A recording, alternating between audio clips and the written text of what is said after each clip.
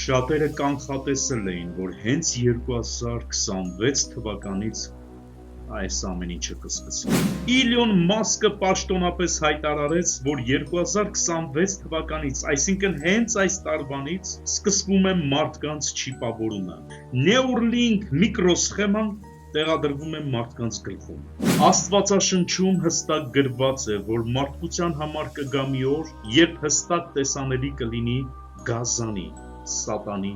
դրոշմը։ Այն կլինի 3 վեցերով։ Ինչ կապ ունի աստվածաշնչյան այս տողերը Իլոն Մասկի Neuralink-ի հետ։ Աստվածաշունչը առաջին անգամ թարգմանվել է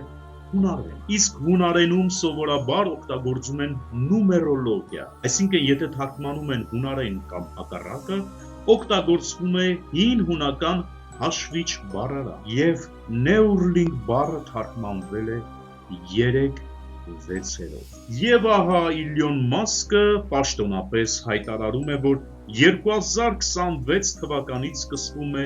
Neuralink-ի գործարկումը։ Այն նաև օրեր առաջ հաստատվել է FDA-ի, այսինքն ամերիկյան բժշկական դեղերի օգտագործման վարչության կողմից։ Աշխարհում այս պահին 8 մարդ չիպավորվել է եւ անցել է բոլոր փորձարկումները։ Արդյունքները շշմելու են։ Այս միկրոսխեմաները դրվել են կաթվածահար մարդկանց գլուխներում եւ միացվել են ուղեղներին։ Սրանցից մի քանիսը եղել են բացարձակ կույր, մի քանիսը չեն կարողացել ընդհանրապես խոսել,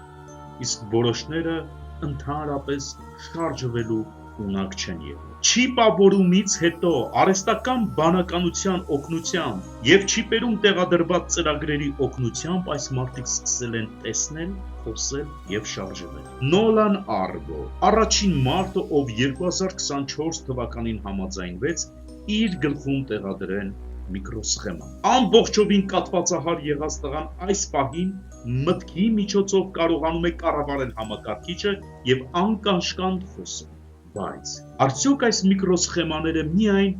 բժշկական հիմքերով տեղադրվում։ Որոշ տեսաբաններ կարծում են, որ այս չիպերը ժամանակի հետ կդառնան պարտադիր եւ անխուսափելի կլինի մարդկության համար չկրելը։ Այս տարի արդեն հայտարարվել է 1000 մարդու չիպավորման մասին։ Մասսայական չիպավորումը կսկսվի 2030 թվականից։ Արդյոք մեզ բոլորիս տանում են հենց այս ուղղությամբ։ Նույնիսկ մտածելը սարսափելի է։ Ես սպոն եմ։ Բացի Իսպանիայից եւ Դուբայից անշարժ գույք եւ բնակարաններ ձեզ հրճարկելուց, այսուհետ նաեւ կնկարանեմ այսպիսի տեսանյութեր եւ միասին կքննենք։